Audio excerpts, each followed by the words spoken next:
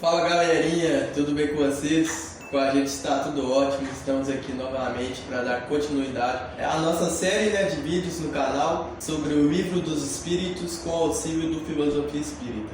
Hoje vamos estudar a pergunta número 82, mas antes de começarmos o vídeo, já vou pedindo vocês que vão deixando o joinha, comentário e que assistam os vídeos anteriores para conseguir acompanhar o nosso raciocínio, que é bem importante, né?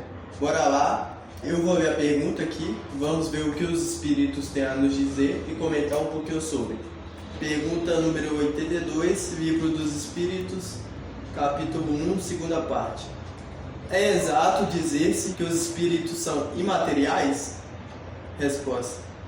Como se pode definir uma coisa quando faltam termos de comparação e com uma linguagem insuficiente? Pode um cego de nascimento definir a luz? Imaterial não é o termo.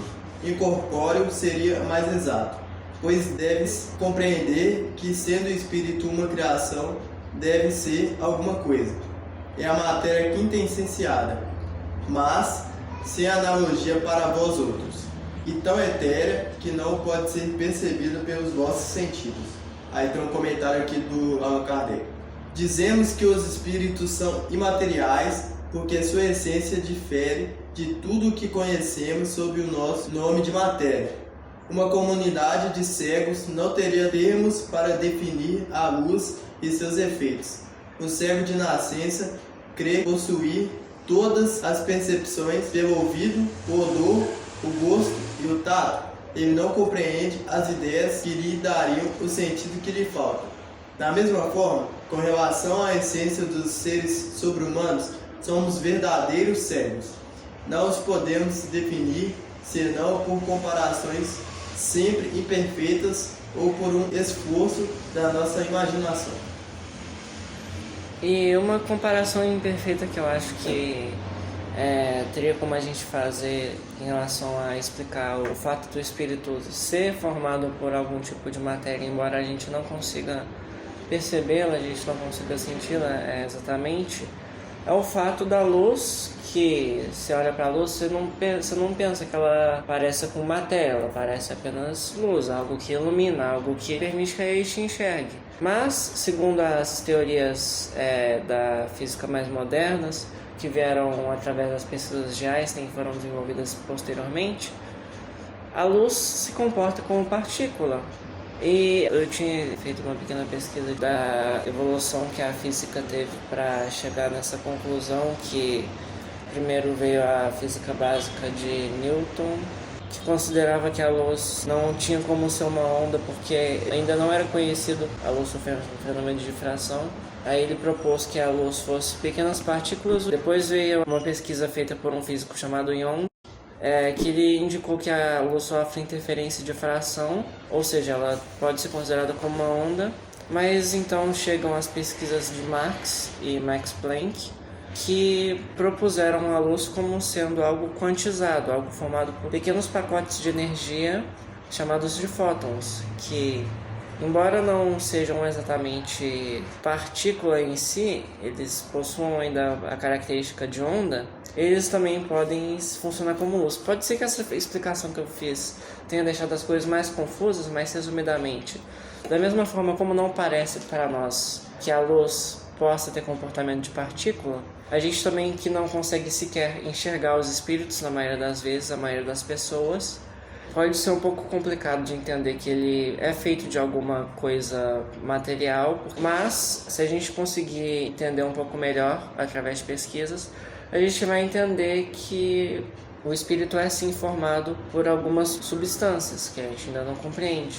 E é interessante pensar porque mesmo a gente tendo um conhecimento relativamente grande sobre o universo, a gente ainda não tem sequer um conhecimento muito bom sobre como funciona o nosso próprio cérebro, que nem a gente hoje em dia está descobrindo certas funções de cada parte. A gente já sabe que se tirar alguma parte dá problema, e qual o problema que causa tirar cada parte, porque no passado a humanidade realizava experimentos terríveis com pessoas, que acabaram permitindo que a gente tivesse novos conhecimentos, mas se a gente ainda não sabe nem a parte física, como que a gente ia ter uma noção de como funciona a parte espiritual? Eu acho que a questão central aqui que os espíritos vêm trazendo para a gente é desmistificar essa questão da matéria, né? Que a gente vem trabalhando semanalmente. Porque lá no começo do Filosofia Espírita, a gente veio aprender o que é a matéria. E hoje a gente tem esse conhecimento mais amplo, que a matéria é muito mais do que aquilo que a gente sempre acreditou antes de vir estudar a doutrina, né? Muito mais do que algo onde a gente consegue pegar, onde a gente consegue, no corpo humano, modificar. A matéria também pode ser algo mais fluido, algo que também tem essa possibilidade de ser modificada, mas em graus diferentes, dependendo do corpo físico que você está usando, que vai te permitir lidar com essa matéria ou não. Então, quando os espíritos vêm dizendo para a gente que o termo mais correto para o nosso momento atual seria seres incorpóreos, é para que a gente não confunda mais essa questão da matéria. Então já foi deixado bem claro para a gente que a matéria presente nos espíritos é uma matéria quintessenciada, mas não deixa de ser matéria. Porém, para a gente não ficar confundindo, essa informação não foi dada para a gente anteriormente. E agora a gente tem um conhecimento melhor que nos permite compreender, né, de forma mais assertiva essa informação, né? Então, essa resposta dos espíritos trazendo para a gente que a gente não tem essa capacidade de explicar certas coisas, eles trazem um exemplo muito claro para a gente, onde como o cego poderia explicar a luz, como o cego poderia distinguir cores, o azul, do roxo, do lilás, que são cores muito parecidas, mas até cores extremas, amarelo pro verde. Como o cego poderia dizer se nunca enxergou a luz, se nunca observou essas cores? Então, com a gente é a mesma coisa. Sobre conhecimentos maiores, conhecimentos de fora da Terra, até da Terra a gente já vem, né, falando a todo momento que a gente tem um conhecimento muito limitado. Mas vamos expandir essa conversa. Se a gente for falar de cores, de corpos materiais, de matérias, onde a gente consegue ter um conhecimento hoje em dia de matérias que a gente não tem esse conhecimento, por conta de estar fora do nosso alcance, como a gente conseguiria explicar isso? É literalmente impossível. Então, o cego que está falando aqui somos nós também. Nós não temos totalmente essa capacidade que a gente acha que tem, que a gente está o tempo todo achando que tudo está ao nosso dispor, só que não é bem por aí. E com o estudo semanal a gente vem aprendendo cada vez mais isso, né? Sim, e eu acho interessante que a gente acabou dando um atraso aqui no estudo do vídeo, e a gente acabou no estudo que a gente faz a parte chegando um pouquinho longe nas questões. Aí eu acho interessante que mais pra frente também existem algumas perguntas em relação ao funcionamento da matéria corpórea, a matéria do mundo dos encarnados, em relação à matéria do mundo espiritual, que a matéria corpórea ela tá numa transformação mais constante, ela é um pouco menos estável no sentido de que os mundos, eles, assim como o nosso corpo, nascem, crescem e, no caso não exatamente nascem, crescem, eles se formam, eles se desenvolvem e eles eventualmente morrem. No caso, os mundos eles deixam de existir, eles voltam a um estágio anterior ao da sua existência e se formam novamente.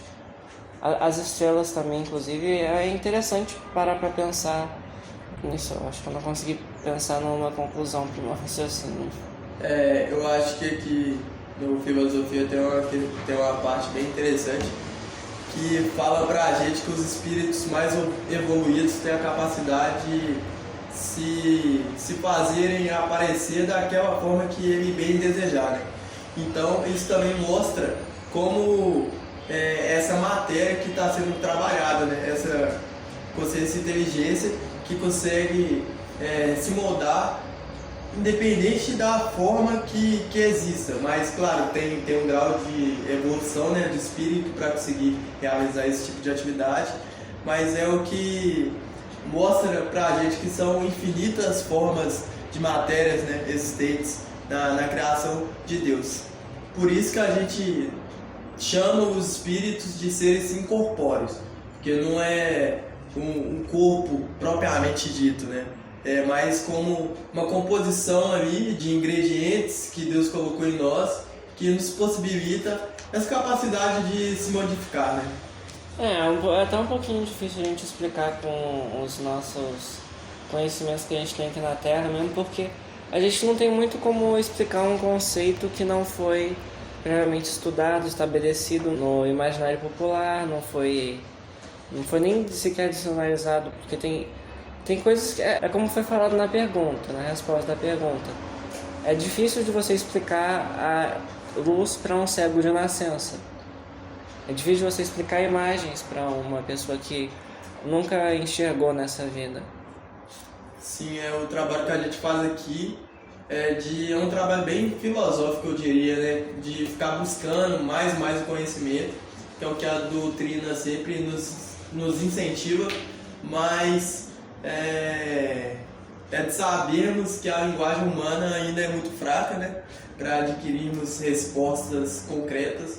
Por isso que eu acho interessante sempre estar trazendo aqui que as verdades no patamar evolutivo que a gente está, elas vão mudando, elas vão se atualizando de acordo com aquilo que a gente vai aprendendo, né? Porque cada dia mais com nossos estudos a gente vem conseguindo liberar, digamos, certos acessos que já estão no nosso íntimo, mas que precisam ali de ser despertados e de serem treinados, né?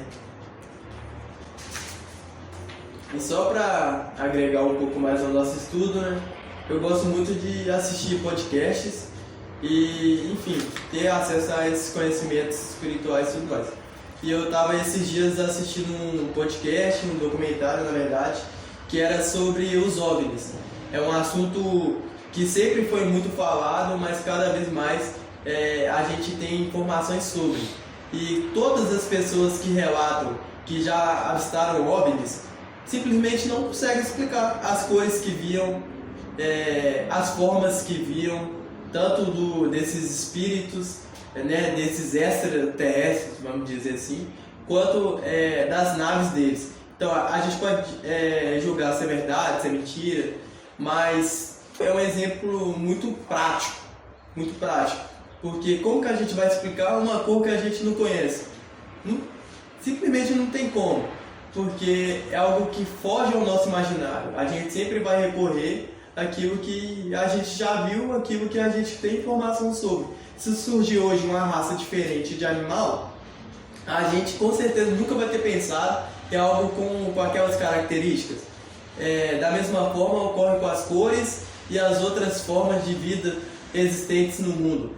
É algo que a gente só tem que simplesmente se contentar mesmo de não ter palavras ainda que consigam representar isso, né? Assim, eu acho que alguma espécie de animal surgiu na Terra que seja muito diferente das outras é meio difícil, porque a evolução na Terra ela tem um padrão já pré-estabelecido.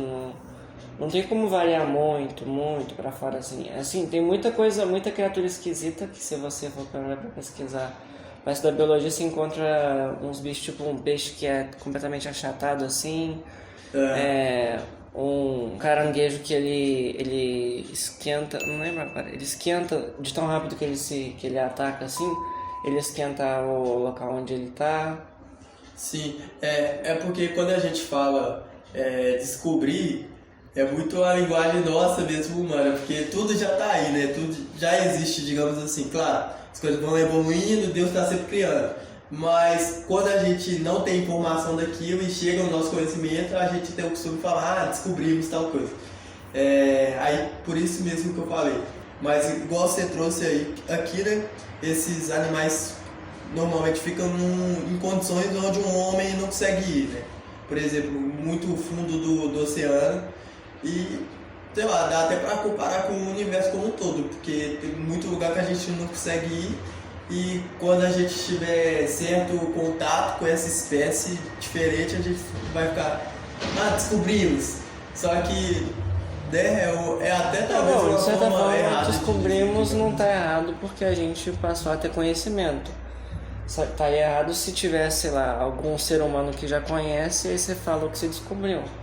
Sim, mas até traz um papo maior que, sei lá, por exemplo, os portugueses chegaram aqui no Brasil e falaram, descobrimos o Brasil. No caso eles não descobriram porque já tinha gente, né? Mas enfim, a gente está até se alongando mais. Acho que esse foi o vídeo de hoje, nosso entendimento sobre essa questão. Espero que vocês tenham gostado. Comentem o que vocês acharam dessa questão aqui nos comentários, né? Se vocês concordam, se vocês discordam também, tá tudo certo, porque é um diálogo aberto. E venha fazer parte desse estudo com a gente. Semana que vem tem mais um vídeo para vocês e até lá. Tchauzinho!